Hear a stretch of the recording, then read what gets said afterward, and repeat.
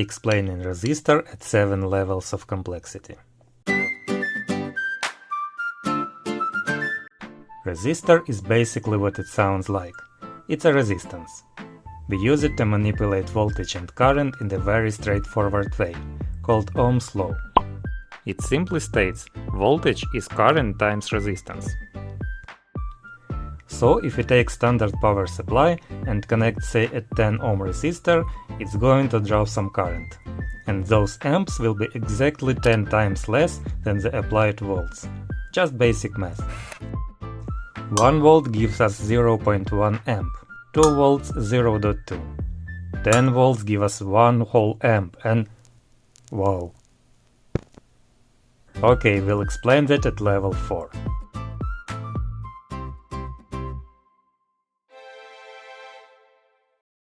You can combine resistors to get the exact electrical characteristics you need. Connect them end-to-end in series and the resistance simply adds up. Connect them side by side in parallel and the total resistance drops. So if you don't have the exact resistor value you need in your parts bin, you can just combine a few others to hit the desired number. Or you can use a potentiometer. This lets you adjust resistance on the fly by moving a wiper contact across a resistive track. By the way, you can imagine a potentiometer as two separate resistors connected in series. If you sum up the resistance between pin 1 and the wiper and pin 3 and the wiper, you always get the exact same number, the total nominal resistance of the potentiometer. It acts as a perfect adjustable voltage divider.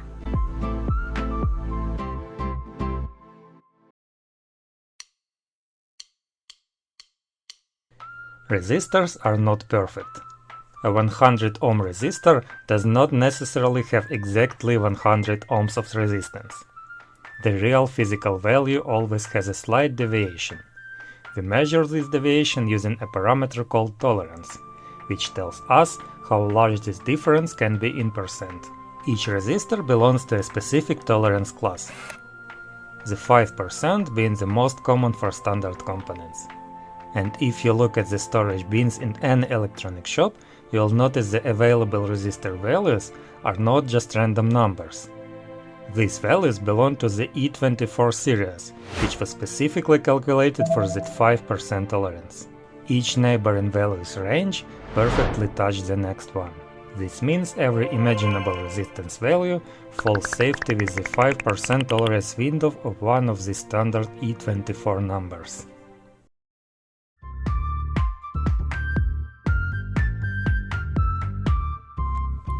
Resistors can be small and they can be big.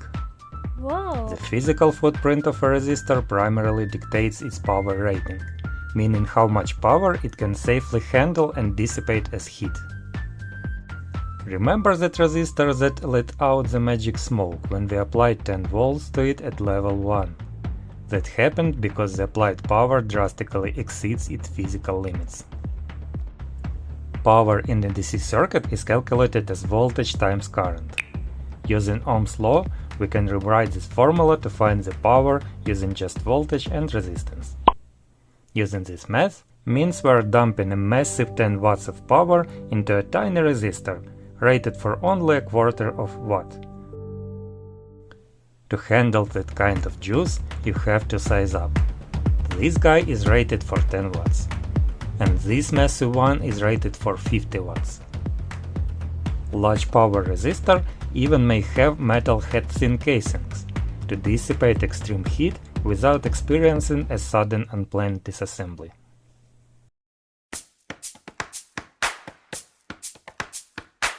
The maximum applied voltage isn't just limited by the power rating. For example, standard 1206 surface mount chip resistors are usually only rated to withstand 200 volts, rarely up to 300 volts. Even if the math says the power dissipation is fine, like a 1 megaohm watt resistor we theoretically could handle 500 volts without overheating, it will still fail. Why? It comes down to physical dimensions. The gap between two solder pads is incredibly tiny. High voltage can literally arc across that microscopic gap, sparking a short circuit and burning a hole right through your PCB. That's why high-voltage resistors are made with a large distance between the leads, and also mill holes in the boards to lengthen the path for the spark. The voltage required to jump that gap depends on the distance, but also on air humidity. Wet air conducts electricity much easier. Also, sharp microscopic edge on the resistors often left behind if the component was laser trimmed at the factory. Sharp edges are prime spots to spark discharge to jump from.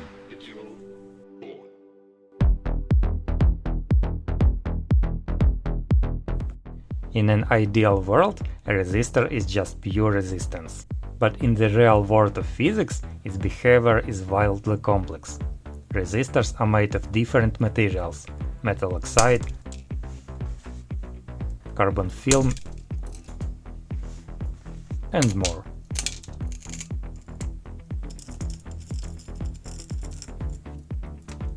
For extreme precision DC circuits, we use wire-wound resistance. These are literally just spools of resistive wire, which is great because you can tune the resistance perfectly just by adding or removing a single wrap of wire.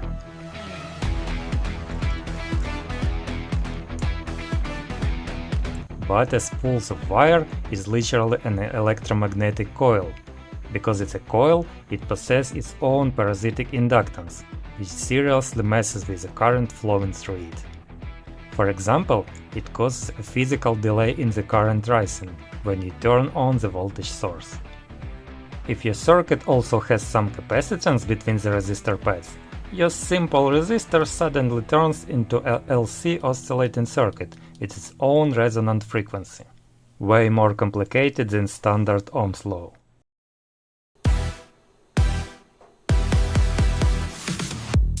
And finally, if you look closely enough, a resistor can act as a high-frequency noise generator under the right conditions. The electronic noise produced by resistor basically has two components. First, we have thermal noise, also known as Johnson-Nyquist noise. This exists always. It doesn't even depend on the applied voltage, only on the resistance, the temperature, and the frequency bandwidth. It increases as the temperature is rising, even when not applying any voltage to the resistor. It's classified as white noise, because it evenly distributes across the frequency spectrum. The RMS thermal noise voltage is calculated with this formula, and the RMS noise current is this. Second, we have excess noise, also called 1/F or flicker noise. This only appears when current is actively flowing through the resistor. It depends heavily on the voltage, the current, and the physical manufacturing technology of the resistor. It dominates at low frequencies, typically below a few hundred Hz. Because it has 1/F spectral density, it's basically called electronic pink noise. Its power spectral density is evaluated using this formula, where V is the DC voltage drop across the resistor, K is the constant depending of the resistor material, and alpha is approximately 1. In the industry, this is practically described using the noise index in decibels. To get the RMS noise voltage in a specific frequency band of the 1/F noise, you use this. So how to find the total noise? Since these are independent random processes, we don't add the voltage together. We add their power spectral densities. The most commonly used formula to find the total noise voltage squared is this.